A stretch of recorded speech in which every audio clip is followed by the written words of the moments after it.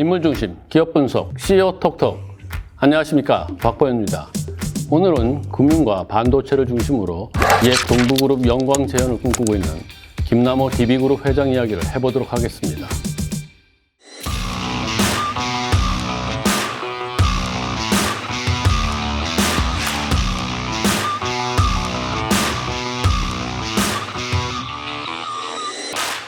네, 최근 DB그룹이 금융 또 비금융 모든 계열사에서 그런 성장세를 보이면서 좋은 실적을 나타내고 있습니다.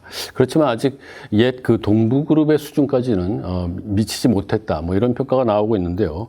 그래서 김남호 회장은 그룹의 재건을 위해서 반도체 사업에 힘을 싣는 그런 모습을 보이고 있습니다. 그래서 오늘은 김남호 회장이 그 꿈꾸고 있는 DB그룹의 미래, 그리고 이것들을 어떻게 헤쳐나가고 있는지 이와 같은 이야기를 비즈니스 포스트의 공준호 기자와 함께 나눠보도록 하겠습니다. 네, 안녕하십니까. 비즈니스 포스트 공준호 기자입니다. 네, 공준호 기자. 그 DB그룹 그러면은 DB손해보험이 생각이 납니다. 그것 말고 이제 금융 쪽으로 DB생명 그리고 DB금융투자 뭐 이런 것들이 좀 알려져 있어서 금융그룹이다, 이렇게 사람들이 알고 있는데, 지금 보면은 반도체 사업에 힘을 싣고 있다, 새로운 것들을 모색하고 있다, 이런 얘기가 좀 나오고 있어요. 자, 반도체 사업을 DB그룹이 추진한다. 이 이유는 뭐라고 해석할 수 있을까요? DB그룹은 지난해 총자산 기준으로 금융계열사가 전체의 95%를 차지할 만큼 금융계열사 비중이 큽니다. 다만 김남호 회장은 전략적 방향성에 있어서는 DB하이텍을 앞세워서 반도체 부분에 집중하겠다는 모습을 보여주고 있는데요. 금융계열사에 치우친 수익구조를 개선하려는 의지를 담고 있습니다. DB그룹에게 반도체 부문은 아버지이자 창업주인 김준기 전 DB그룹 회장 때부터 오랜 기간 애착을 지니고 실행해오던 사업이기도 합니다. 김준기 전 회장은 비메모리 업계의 헌신에 조국 선진화에 기여한다는 신념으로 1997년 DB하이텍을 설립했습니다. 그 김준기 전 회장은 그 동부그룹 구조조정 때 동부하이텍에다가 이제 사재를 투입하면서 매각을 하지 않았거든요. 그러니까 지금의 DB하이텍이죠. 그래서 반도체만큼 살려야 한다, 이 얘기를 하면서 반도체 사업은 사수하고 싶다, 뭐 이 의지를 굉장히 강하게 보였었던 것 같아요. 네, 현재 김남호 회장도 이례적으로 DB하이텍 상근 회장의 이름을 올려놓고 있습니다. 최근에는 김준기 전 회장이 DB하이텍 미등기 임원에 올라오기도 했는데요. 직접 DB하이텍 공장을 방문하는 등 경영행보도 보이고 있습니다. 그러니까 창업주와 이제 2세 경영자가 힘을 합쳐서 DB하이텍의 성장을 이끌어가는 이런 모습을 보여주고 있습니다. 한때 이 DB하이텍이 적자에서 헤어나오질 못하고 있었어요. 근데 최근에서 보면은 DB하이텍이 실적들을 올리면서 아주 선전하고 있습니다. 그렇지 않나요? 네, 맞습니다. DB하이텍은 8인치 파운드리 전문 기업인데요. 2007년부터 2011년까지 영업 적자를 내서 그룹의 애물단지로 꼽혀왔습니다.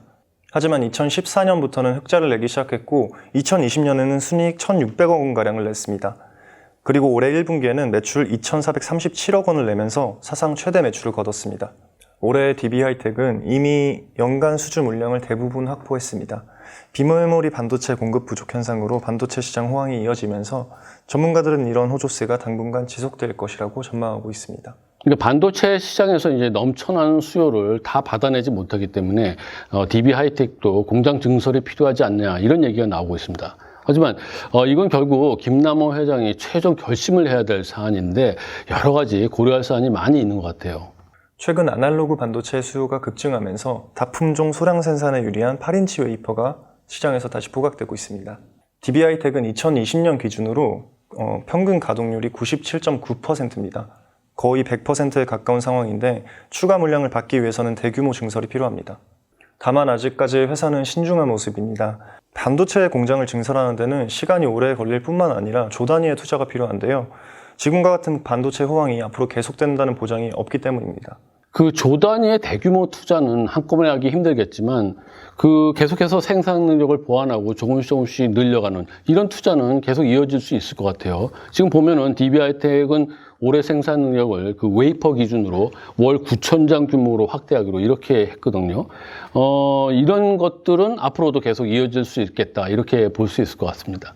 자, DB그룹의 반도체 사업 이야기는 이 정도로 하고 그 지배구조에 관한 얘기를 해볼 수밖에 없을 것 같아요. 지금 지분 관계는 좀 어느 정도 정리된 것 같고, 또 직함도 김남호 회장으로 지금 회장이 이제 넘어온 그런 상황인데, 그 회장 취임한 지 한 1년 정도 지금 돼가고 있거든요. 그래서 그 김남호 회장의 리더십, 경영평가 뭐 이런 것들은 어떻게 좀 이야기가 될 수 있는지 한번 좀 살펴봐 주시죠. 아직까지는 동부그룹 시절 위상을 되찾기에는 갈 길이 구만입니다. 다만 2020년에는 금융계열사와 비금융계열사가 모두 고른 성적을 보이면서 실적이 개선됐고 특히 최근에는 6년 만에 대기업 타이틀을 되찾기도 했습니다. 네, 대기업 타이틀을 되찾는다 이렇게 얘기했는데 이게 어떤 의미인지 한번 좀 설명을 해 주시죠. DB그룹이 올해 다시 상호 출자 제한 기업 집단에 이름을 올렸습니다. 통상적으로 상호 출자 제한 기업 집단을 대기업으로 봅니다. 상호 출자 제한 기업 집단은 공정거래법에 따른 총수일가 사익 편취 규제를 비롯해 상호 출자 금지, 순환 출자 금지, 채무 보증 금지, 금융보험사 의결권 제한 등이 적용됩니다. 한마디로 말해서 규모가 큰 기업 집단으로 분류됨에 따라서 지배구조 측면에서 공정거래위원회의 감시가 더욱 강화되는 거라고 볼 수 있습니다. 이렇게 감시와 규제가 강화되다 보니까 기업 입장에서는 마냥 좋은 일은 아닙니다. 하지만 한때 재계서열 10위권까지 진입했다가 30위권 밖으로 밀려났었던 DB그룹 입장에서는 재건을 상징하는 일로 볼 수도 있습니다. 그렇죠. 그 DB그룹의 옛날 이름이 이제 동부그룹입니다. 창업자 김준기 전 회장이 1969년에 미륜건설을 세웠고 이제 중동건설 붐을 타고 굉장히 빠른 속도로 성장을 했습니다. 그 위에 보면은 이제 보험, 철강, 물류 뭐 여러 가지 금융회사들 뭐 이걸 인수 합병을 해서 2000년대에는 이제 10대 대기업에 들었고 이제 잘 나가는 그런 기업이었어요. 근데 이런 기업이 어쩌다 그렇게 어려워지게 됐죠? 네, 김준기 전 회장은 반도체, 건설 등 사업 부문을 확장하는 과정에서 유동성 위기를 겪었고 2013년 이후에 구조조정을 한번 추진하게 됐습니다. 이 과정에서 2015년 공정자산이 10조 원 밑으로 내려가기도 했고 이때 상호출자 제한 기업 집단에서도 제외됐었죠. 구조조정 직전에 2013년 DB그룹의 공정자산은 17조 원에 이르는 수준이었는데 현재 DB그룹의 공정자산은 10조 원을 조금 넘는 수준에 미칩니다. 네, 김남호 회장이 그 옛 동부그룹의 그 영광을 재현해내려면은 정말 해야 될 일들이 굉장히 많아 보입니다. 정말 어깨가 무거울 것 같은 그런 생각이 드는데 김남호 회장이 보니까 1975년생입니다. 그룹의 총수가 되기엔 아직 좀 젊은 나이 아닌가 이런 생각이 드는데 어쨌든 김남호 회장이 지금까지 어떤 일을 해왔는지 어떤 인물인지 한번 좀 살펴봐 주시죠. 김남호 회장이 본격적으로 취임한 지는 아직 1년이 채 되지 않았습니다. 김남호 회장은 취임하면서 두려움을 뒤로하고 회장을 받아들이게 된 가장 큰 이유는 주주들을 대표해 앞장서 이 위기 상황을 극복하지 않으면 안 되겠다는 강한 책임감을 절감했기 때문이다.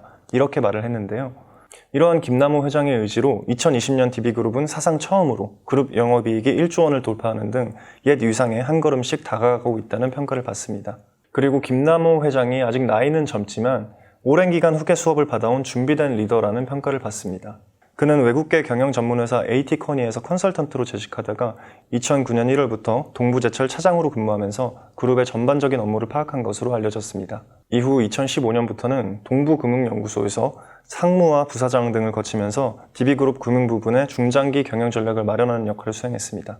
네, 그렇군요. 그 김준기 전 회장이 이제 물러나면서 이제 김남호 회장이 총수 역할을 맡았는데 이제 좀 젊은 편이에요. 그래서 이제 책임 경영을 좀 강조하면서 기존의 이제 베테랑 경영인들을 그대로 이제 기용하는 이런 모습을 좀 보이고 있습니다. 특히 그 김정남 DB 손해보험 대표이사 부회장이 아주 대표적이라고 할 수 있습니다. 김정남 부회장은 2010년부터 11년 동안 DB 손해보험의 이제 대표이사를 맡았는데 올해 3월에 또 임기를 연임을 했어요. 그래서 이제 3년 더 손해보험을 이끌게 됐습니다. 자, 김남호 회장이 작년 7월에 이제 회장에 오를 때 세대 교체론이 나왔고 김정남 부회장도 바뀌지 않나 이런 그 전망이 있었지만 결국은 이제 연임을 하게 됐고 급격한 변화보다는 이제 안정을 추구하는 거다. 뭐 이렇게 볼 수 있을 것 같습니다. 그리고 이제 김남호 회장이 IT 사업부를 중심으로 해서 제조 부분에 이제 드라이브를 걸고 있거든요. 그러니까 김남호 회장은 DB 하이텍하고 DB INC 이쪽 IT 부분에 이제 제조 이쪽에 드라이브를 걸고 대신 이제 김정남 부회장한테는 그룹의 기존 그 금융 쪽 여기서 수익 창출을 안정적으로 좀 해달라 뭐 이런 뜻이 담긴 게 아닌가 그런 생각이 들어요. 이렇게 김남호 회장이 회장에 취임하면서 일은 이렇게 정리가 됐는데 지분 관계도 굉장히 중요하거든요. 자, 김준기 전 회장으로부터 지분 정리가 어떻게 됐는지 이 부분도 한번 살펴봐 주시죠. 네, 준비된 후기자인 만큼 지분 관계도 이미 마무리를 해놨습니다. 김남호 회장은 현재 DB손해보험과 DBINC의 최대 주주입니다. DB손해보험은 DB생명이나 금융투자, 캐피탈 같은 금융계열사를 거느린 사실상 금융계열사의 지주회사고요.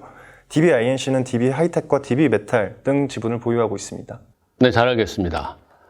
김남호 DB그룹 회장은 금융계열사들의 안정적인 성장을 바탕으로 반도체와 IT 부분을 이끌어 나가는데 동분서주하고 있는 것처럼 보입니다.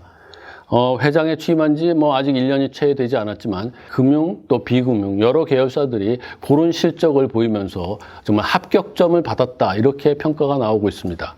그리고 앞으로 이제 대규모 공장 증설 이런 데서 결단이 필요할 걸로 보이는데 어떤 그 행보로 보일지 저희들이 계속 지켜보도록 하겠습니다. 오늘 이야기는 이 정도로 마무리하고요. 다음 시간에는 김남호 회장을 돕고 있는 DB그룹의 여러 경영진들을 한번 살펴보고요. 그리고 핵심 계열사인 금융 계열사들을 좀 집중적으로 찾아보는 그런 시간을 갖도록 하겠습니다. 네, CEO톡톡 오늘 이야기 여기까지 하겠습니다. 여러분 끝까지 시청해 주셔서 대단히 감사합니다.